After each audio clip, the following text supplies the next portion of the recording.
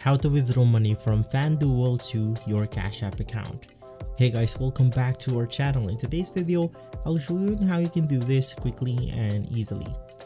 Now, this is really simple. All you have to do is to go ahead and basically open the FanDuel app from your mobile devices.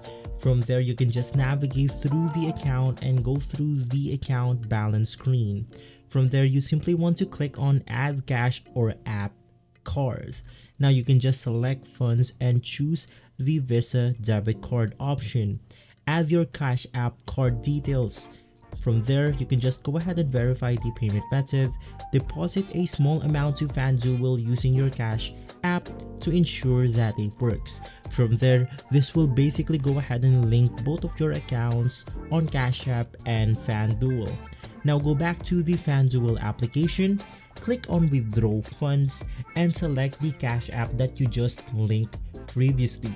Enter the amount that you want to withdraw and you can just confirm the withdrawal.